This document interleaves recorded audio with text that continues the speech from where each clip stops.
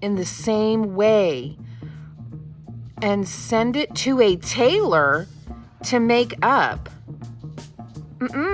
Here's my sewing machine that I've had for a while. I cut out the portion I need and I taped it all together. And we're gonna see it to the end. Hello and welcome again to the 1800s, the Victorian era. Let's dive right into another mystery pattern. I am currently working on a dedicated tutorial for us for my birthday. Here is just a teensy little sneaky peek. Oh, okay, so that's taking me a little bit of time to make, and you'll see in that video I say, hey, if this takes a long time, I'm just gonna stop where I'm at and put out another mystery video because we need our needs to see these things satiated. So I'm currently waiting for more yarn to come in the mail, which I likely won't get until the end of this week. And the day I'm filming is Sunday. I probably won't get that yarn until Thursday or Friday. So it's driving me crazy considering I'm this close to being done. Let's dive right into our mystery pattern.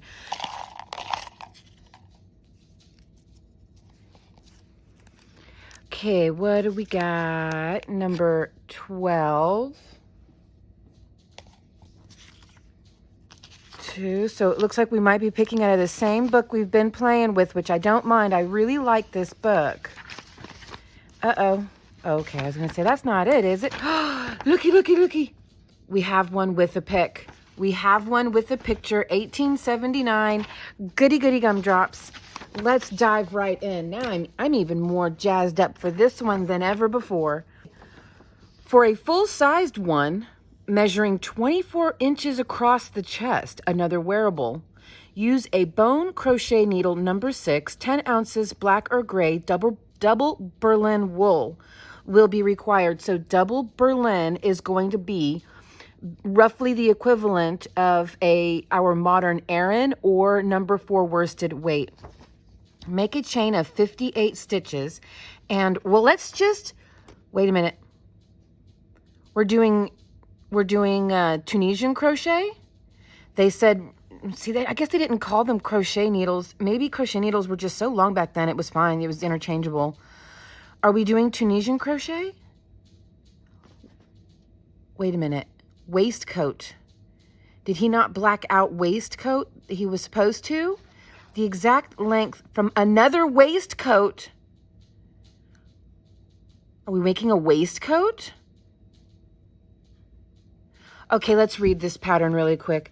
Use up the 1/4 pound of wool, which makes it about 24 inches long. Work a second front in the same way and send it to a tailor to make up. If instead of making these 2 straight pieces, you wish to shape the course of working, ask the tailor for a paper pattern of the, well, what's the point of marking this out if at this point you didn't mark out waistcoat, Justin? And work the exact size if possible. Thus, cut out the pattern in calico. I now know what that is because of the pen wiper.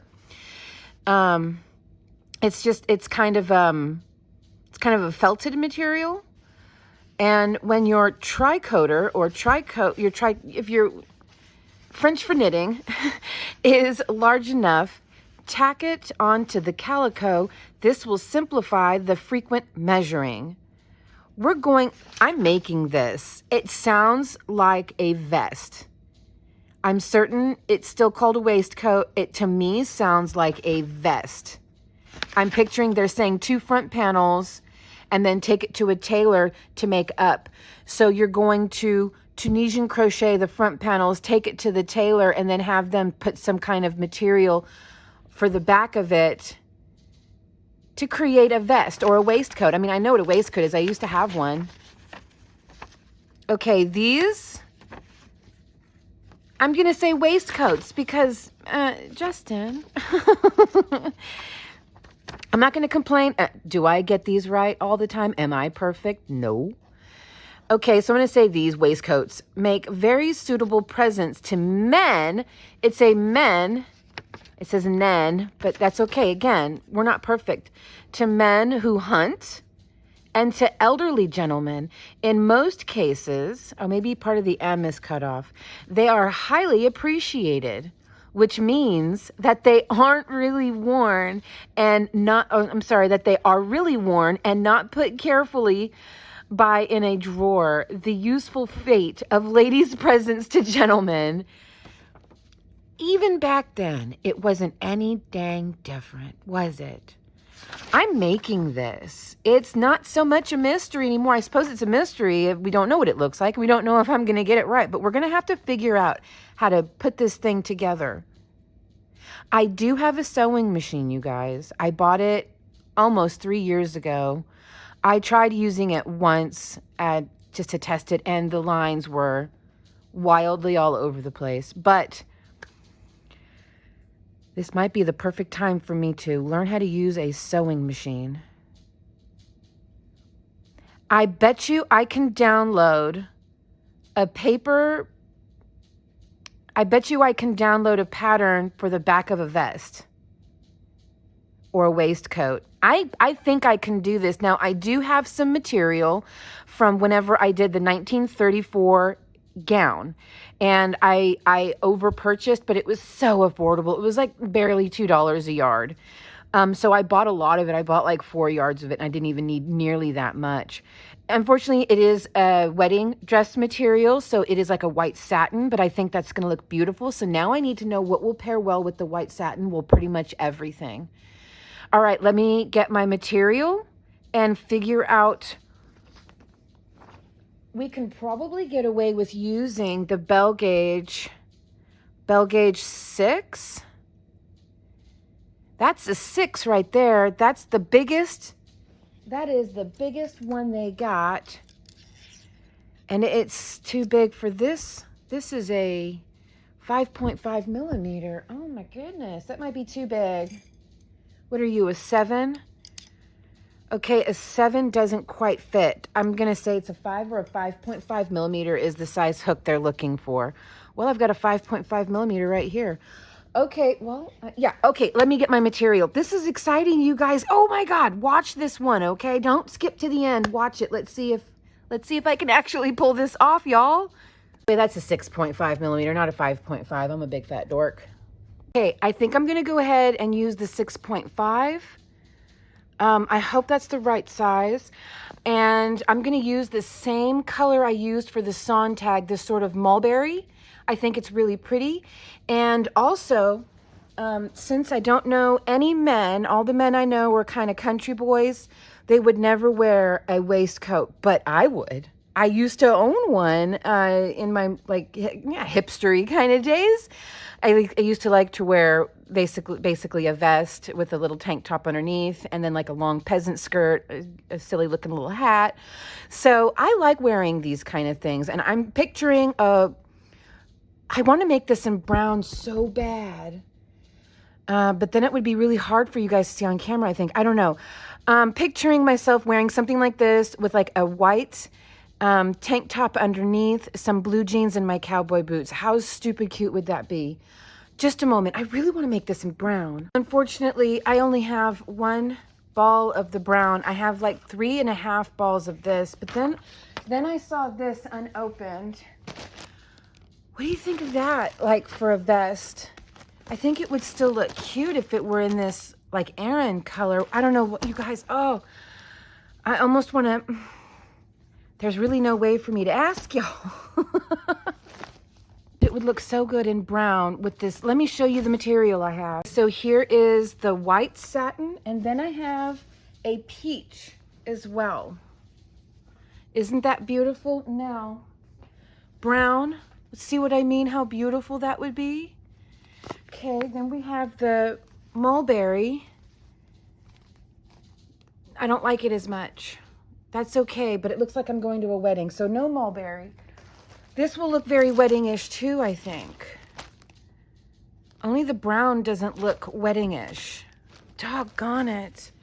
And I cannot get back out to Joanne, or to, yeah, I can't get back out to Joanne's to get any more. I just can't. Darn it all. What am I gonna do? What am I gonna do?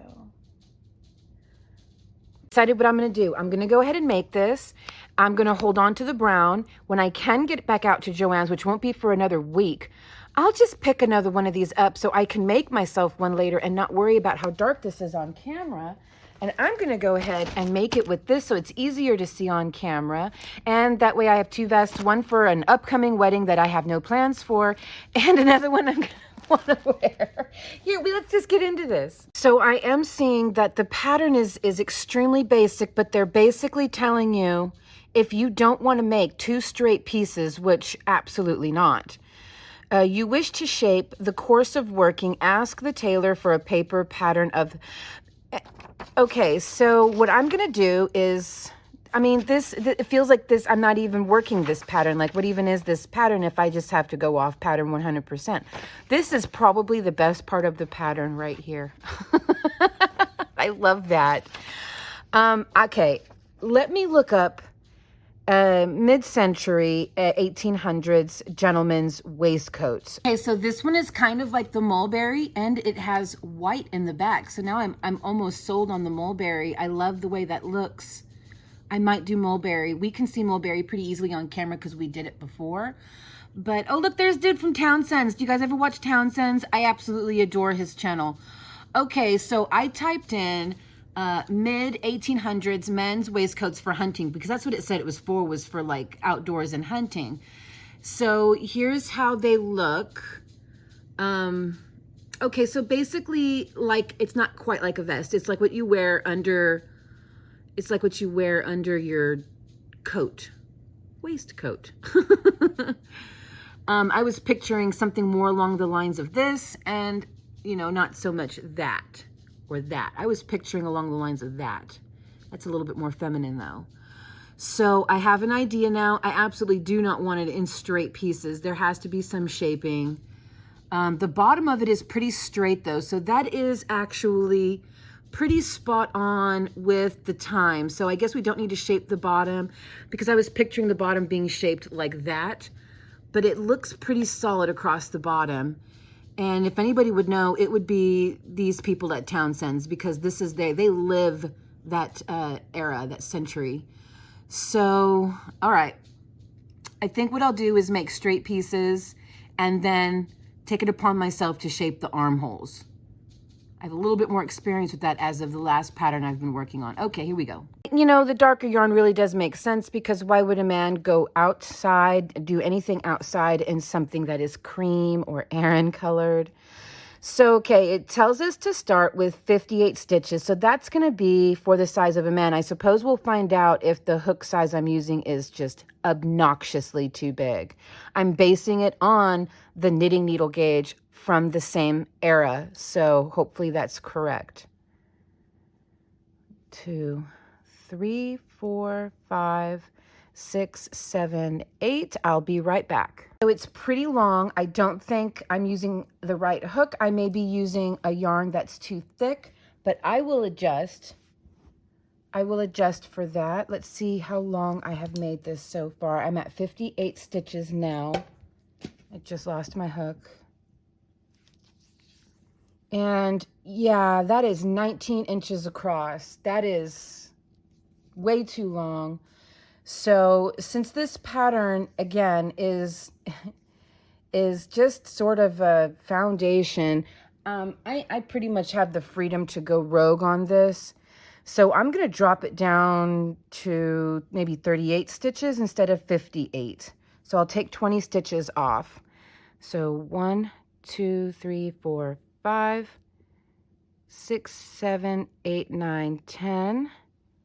That's still too long. Okay. 1, 2, 3, 4, 5, 6, 7, 8, 9, 10. And that still seems a little too wide for just 1/2 of a torso. Yeah, that is at 12 inches. And, well, actually, no, that could be right. I'm fat, so I'm already 12 inches from my hip to my navel sitting down. So let me stand up, because, you know, when we're sitting, we're squishy. All right. Okay, so ever so slightly toward the back. I think 12 inches is going to be fine. 12 inches will be fine. So 38 stitches is where I'm going to work.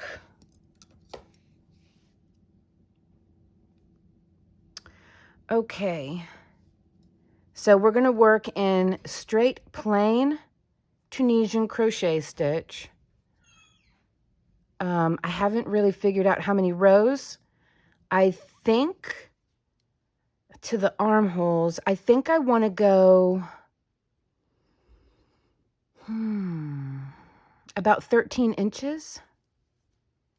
That might be too long because this is for a man. Well, yeah, 13 inches because a man's torso is going to be longer unless he's a short man. That's the hard part, is you really don't know. I don't have anyone that would wear this, so I'm going to go based on my own measurements then and go 13 inches. I like a 23-inch long from shoulder seam to hem. I like tops that are that long on me because, you know, I like to hide certain things. And so I'm going to go based on my own measurements, and I'm going to say for 13 inches. And I have no idea how many rows that's going to be, but it doesn't matter because we're measuring in inches. So here we go. And I have a handful of videos on here that teach how to do Tunisian or tricot. And there's a lot of videos on YouTube as well. So this won't necessarily be a how to Tunisian crochet instructional video. I'm just going to jump right in. All right. I'll be right back. All right, for my return pass, I'm going to chain 1 and then pull through to the whole way. So it did say to work this in simple Tunisian crochet. That's modern terms for it, but in plain tricoter is what they're calling it. Is not what they're calling it, but it's what they called it. All right. So I'm going to work this back and forth for a total of 13 inches. Again, if you need to learn how to do Tunisian crochet, I do have other videos, and the YouTube is, I would steer you over to Tony, TL Crafts. Tony over at TL Crafts. She is like Miss Tunisian Crochet here on YouTube. She is like the one you want to go to learn all things Tunisian. And I tell you, you watch one of her videos and you start seeing some of the stitches that she teaches, you're going to be so addicted to her channel and Tunisian crochet. Okay, so I will be back once I have 15 inches done. And in the meantime, I'm also going to see if I can hunt down a pattern for a mid-century waistcoat. I'll be back. Okay, so I actually worked up 14 inches instead of 13. And I also picked up a paper pattern. I mean, it's a PDF, so I downloaded it, but let me show you what I have. So I've got here men's waistcoat pattern. I'm going to show off too much of the pattern, but here, these are back panels here. It's got to all be like taped together, and then I can cut out, so, you know, like a template. That works out for me. I've never done anything like this before. I've never worked off of a sewing pattern. I did see some antique sewing patterns. It's hard enough sometimes to read antique crochet patterns, and as someone who doesn't know how to sew, doesn't understand terminology, I did not feel comfortable working off of a antique sewing pattern. I'm very sorry about that. So the back panel, it is a more modern, I don't know how old this pattern is, but it's definitely more modern, men's waistcoat pattern. But I'm only using it just for the back portion, just for that back template. And I wanted to have something that I could understand. You know, I can't just jump in head first. I do have a sewing machine. It's a cheapy one I bought for less than $50 on Amazon nearly 3 years ago. It is a learner's sewing machine. They even had children in the picture to advertise for it. So it's a learner's sewing machine. I don't remember at all how to thread it, so I have to watch some YouTube tutorials on that specific model.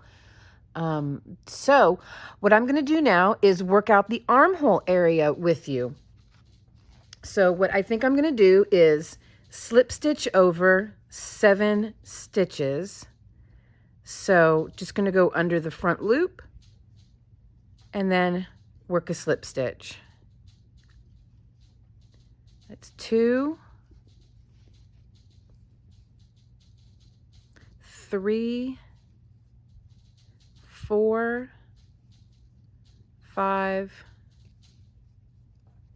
6, and 7.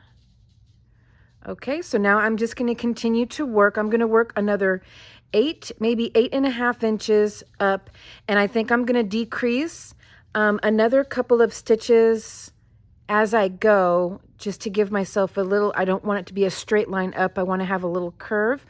So I will be back whenever I get to the next row. So I'm going to go ahead and work this row as usual across, and here we go. I will be right back. Okay, so I want to work another decrease right away, just so that I can immediately start to get a bit of a curve. So what I'm going to do, instead of slip stitching, because I don't want it to look stepped, I'm just going to go ahead and go under 2 stitches instead of going under 1 for my first stitch, or technically my second, because this is technically my first stitch.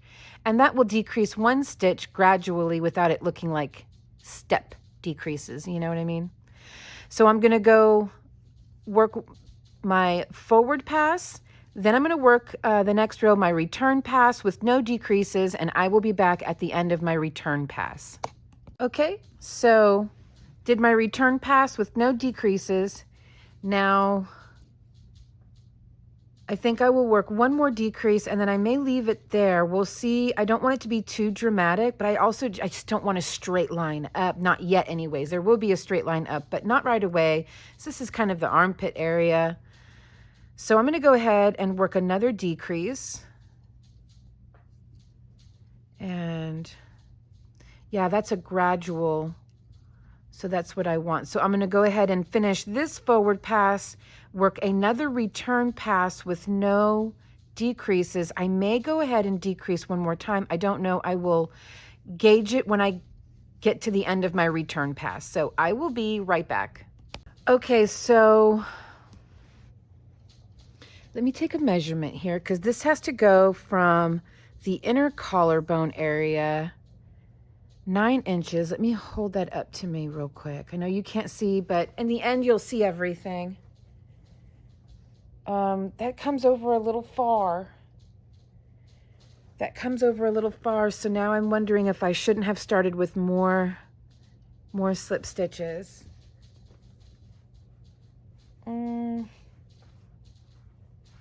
Yeah, that is like that would like overlap. So this part right here is, I mean, the only way I can describe it, it's completely covers one breast and then goes about 1/4 of the way over another. So that's completely overlapping if I made another panel this size. So I think what I need to do is come back down here and start with maybe 9 slip stitches over. I think that will solve my problems, also while decreasing. And again, I think I'm going to decrease 3 or 4 stitches, maybe 4 stitches total gradually. The gradual decrease looks really good whenever I tried it on. It was just a little too far over all of it. So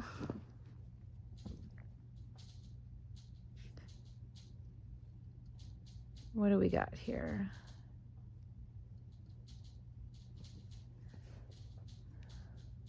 What am I doing? Do I need to continue to unravel? I do.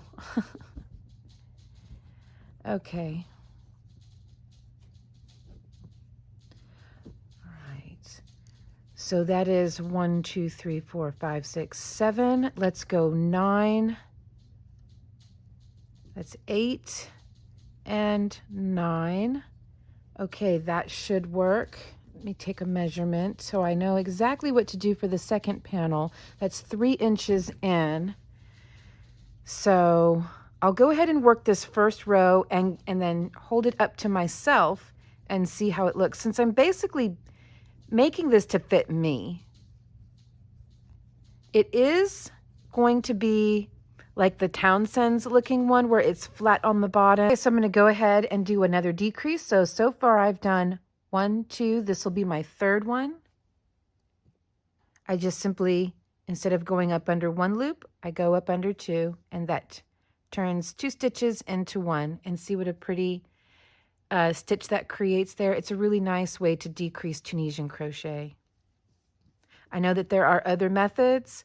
This is one of the oldest, if not the oldest method, and it's also one of my favorites. So that method of decreasing is also fair to the times, because this is how they would have decreased then as well. There's also decreasing by simply pulling through 3 stitches instead of pulling through 2.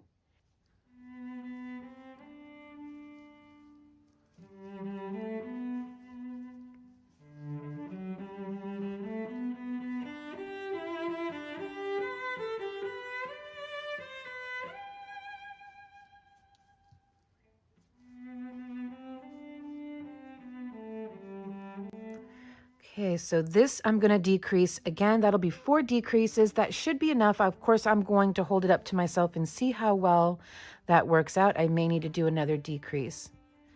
You know, just sort of coming up with this on the fly. I may need to do several more decreases. You know, I don't want this to be too funny looking.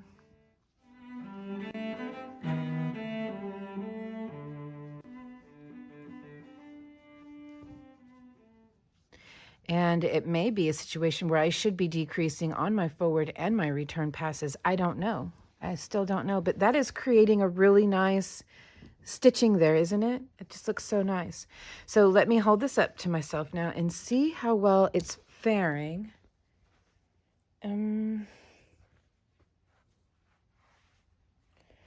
I would say it needs a lot of decreasing. It's still largely overlapping. It needs a lot of decreasing. It's overlapping up here, you know, like where it goes across the chest area. Yeah, it needs a lot of decreasing. Okay. I'm going to play with this for a little bit, and then I'll come back and let you know what I come up with. Okay, so note to self, best practices, stand up when you're gauging the size of something. So before I unraveled this and tried again, I stood up and tried it on myself, and it actually fits quite well without a lot of overlapping. So I think what I'm going to do is decrease just 2 more stitches, and that should bring me where I need to be. Yes.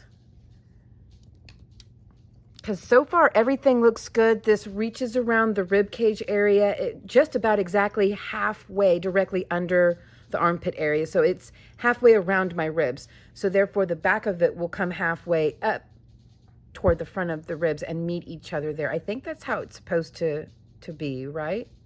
I think. I don't know. I don't know. I am trying things I have never tried before. So here we go.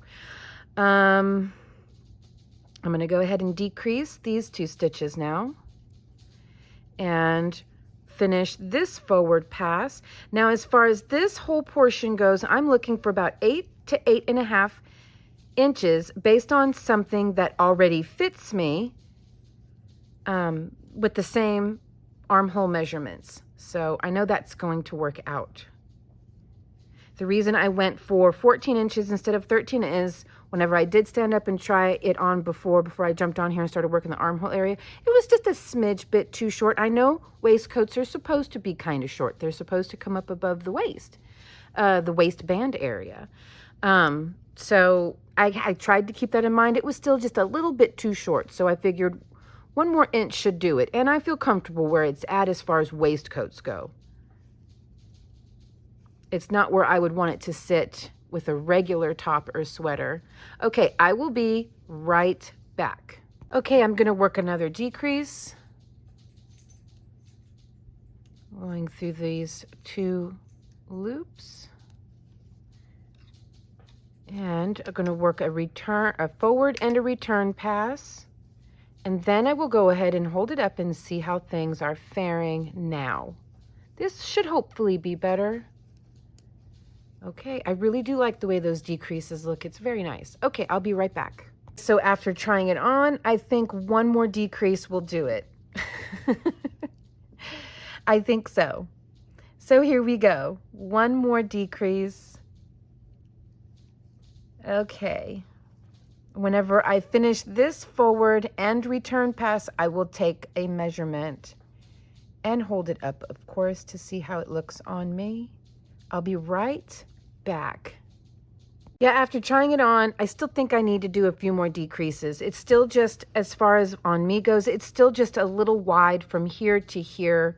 This part goes, you know, the underarm is fine. It's coming up around the front of the arm just fine. When it gets to this point, it's still ever so slightly under the arm. So I still need to work out a few more decreases. So far I've done 1, 2, 3, 4, 5, 6.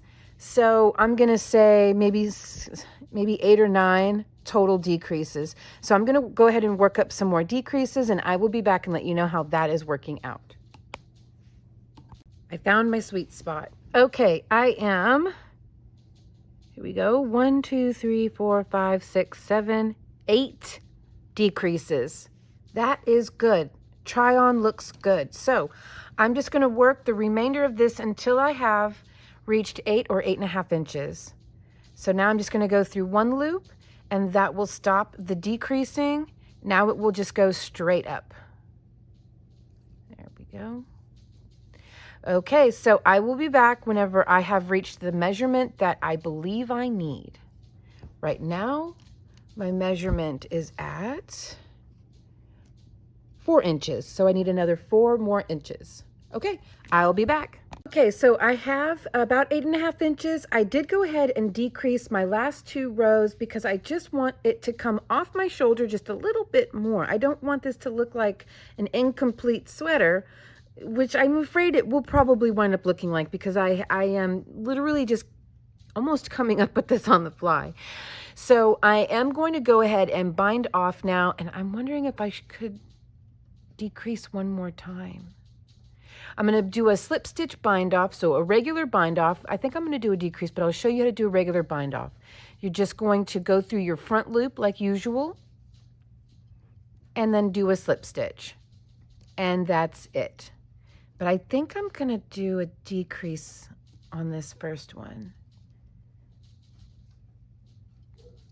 Yeah, maybe. We'll see. We'll see how I like the way that looks. Yeah, because I just want it to come off my shoulder just a little bit more. Okay, I think I'm going to keep the decrease. Then I'll get a final measurement. What a mess this is becoming, huh?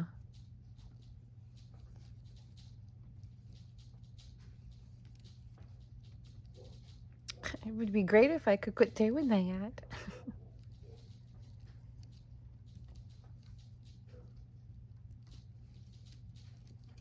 I'm really nervous to use that sewing machine. Not really nervous, that's a bit exaggerated. I'm a little nervous, but I'm also a little excited. So I'm nerve-sided.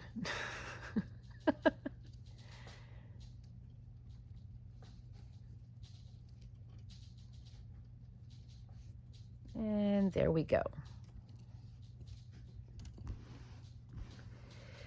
Okay, I think that's going to be just fine. Yeah, I think that's going to be fine. Whatever. It's going to be strange looking. Okay, so I'm going to go ahead and make another one of these. The only difference being everything I did on this side, I'm going to do on this side, since I can't just use the back of the panel. You know, it's not interchangeable or reversible. So I will be, the next time you see me, the sun is going down now. So the next time you see me, I'll be working on this evening, will be tomorrow. And that's whenever I'm going to cut out what I need for sewing and hopefully make that work. I left no room for buttonholes. Oh, I'll make it work. Okay. Okay, I think I'm going to have to go a different way on this. I don't have the right, these are the scissors I have to cut with. Look at this. These are my cuts. This is terrible. These are my cuts. I don't even have a large enough surface for this because I don't have like a crafting room or anything. I literally have my living room and my dinner table. Here is my sewing machine that I've had for a while. It is just like $47 on Amazon 3 years ago. Of course, these days it's probably closer to $100 the way prices are. It's already spooled up from the last time I played with it. So that was cool. I didn't have to try to figure that out. But the pattern I bought, of course, because I'm an idiot. I am an idiot. I don't say that harshly. I say that like we all call ourselves, you know, idiot. I made my crocheted panels to fit me, but I bought a pattern for a man. So it was way too big. Hang on. I cut out the portion I need and I taped it all together. And man, it's too big. Look at my fantastic taping job, by the way. It's too big, and I'm already on day 3. I am a day late of getting a video out. So I have an idea.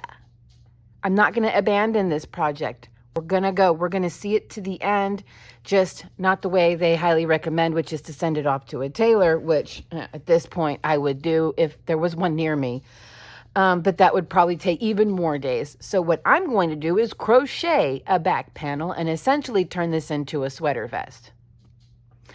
So I'm going to go ahead and crochet a back panel that I can just sew the 2 halves together. So here we go. Sorry, little machine, not today. Okay. And here's all the goodies that came with it. I still have all of that. Here are my 2 front panels. Hang on, let me hold the camera up. Okay, so here are my 2 front panels. I'm just literally going to take these measurements and I'm going to start at the bottom and then slowly decrease as I need to and make it all in one solid piece, but I'm going to pick a different color. I think I'm going to go with that cream color for the back. I still want to do, you know, like this pretty gorgeous satin, right? So I think I'm going to do the cream color for the back. What do you think? I think it'll look okay. So my stitch count was 38 and 38. So 8 and 8 is 16. So 60, 70, 76 is what I would need, I think. Did I do the math right on that? 30 and 30 is 60. 8 and 8 is 16. So 60 plus 10 is 70, plus 6 is 76. So I'm going to go ahead and chain 76 and see if it adds up. To say measures up. Okay, so it fits. We'll see how well this works out. I'm going to work 32 rows because that's what each one of these panels are until I get to the armhole area. I'm going to keep the back panel, as far as the armholes go, a little straighter than the front panels. I think it's okay if the back panels around the armhole area are straighter. Just thinking about how some of my clothes are, the back panels are a little straighter. Anyways, I don't know if I even know what I'm talking about right now, but there's that. So I'm going to work, this is 1 row, so I'm going to go ahead and work 32 rows, and then I'll come back and show you how I'm going to do the armholes, and then I will stitch it all together. Okay, so really quick, I did just change my nails. One of my thumbs popped off. Now that's not a problem with the nails. That's just because I didn't glue it down good enough. And so I figured, oh, you know what? I'll go ahead and change my nails. I don't usually do that mid-video. But these I just got from Miss Ma'am over at Golden 30 Nails. Of course, you can always find a link with a discount code down below that's not necessarily affiliated. In other words, I don't get a commission per sale. I just love her nails so much. And I get so many comments from you guys on my nails that I asked her if I could offer you guys a discount code to sort of introduce you guys to her shop. So I did just change my nails. Now, if you do like these, because a lot of people are so complimentary of the nails I wear, she does not have these listed. This was a private sale.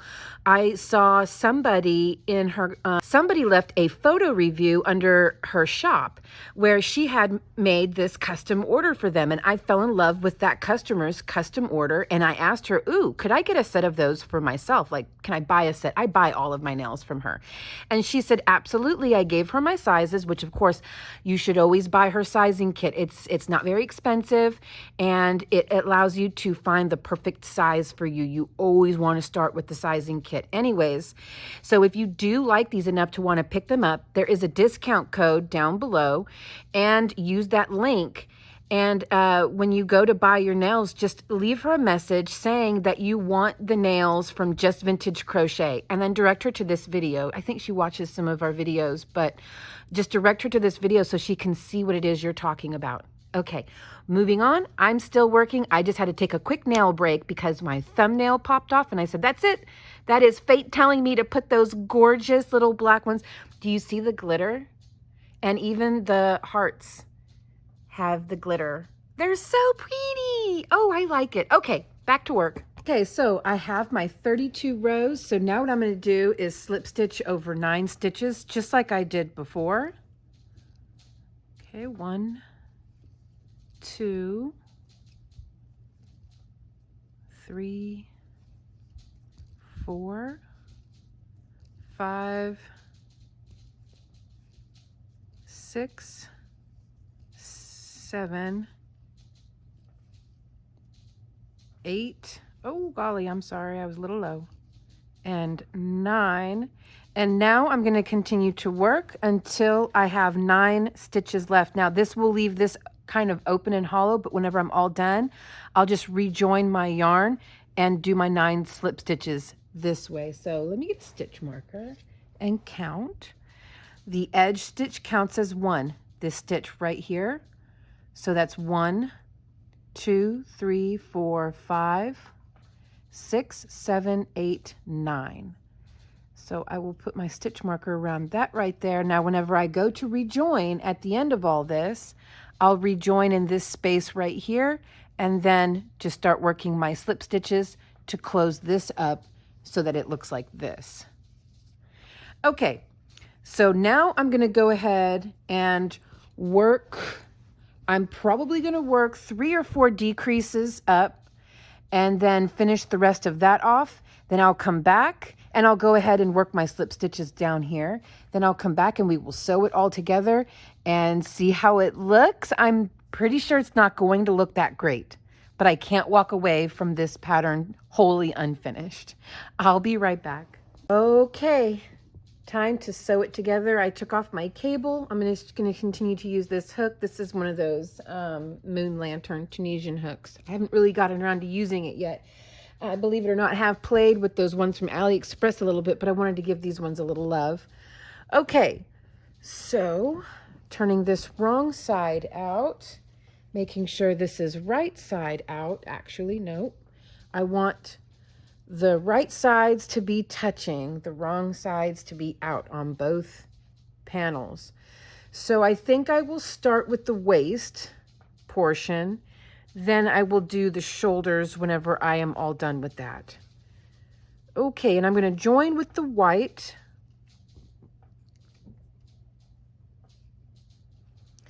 And I'm just going to go ahead and do, see here, is that even a stitch way down there? Can I even join through that? Let me get this one here if I'm gonna. I think I'll just join down here with these little non-stitches. Make sure I leave myself enough tail for weaving in. Okay. And I'm gonna join with a single crochet join just through both loops on both sides. So full stitch on this side, full stitch. And that's the way I'm going to join the whole piece.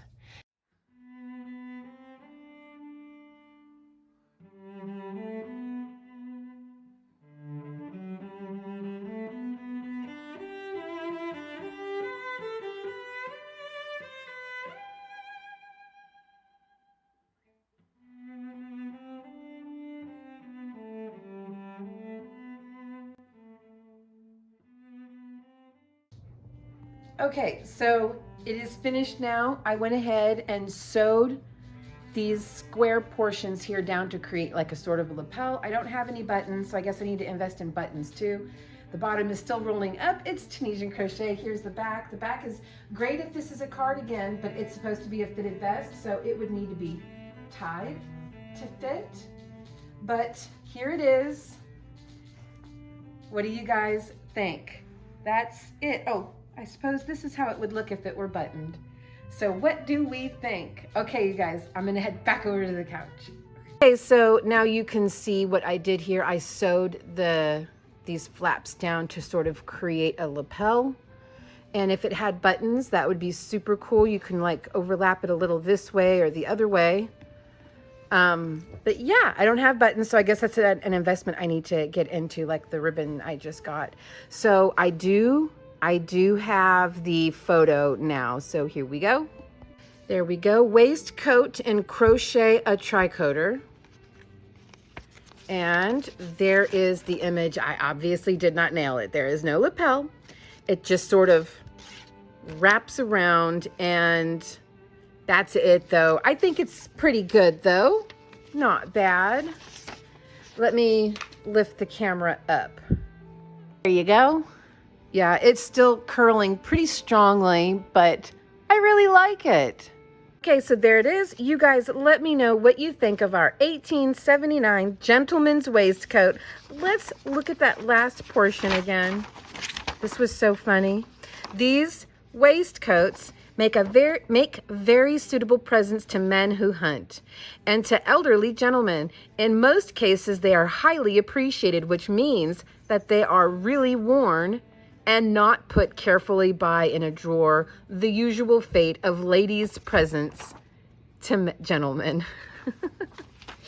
Okay, guys, let me know what you think. I am dying to hear your opinions on this one, and I will see you very, very soon in the next video. Bye.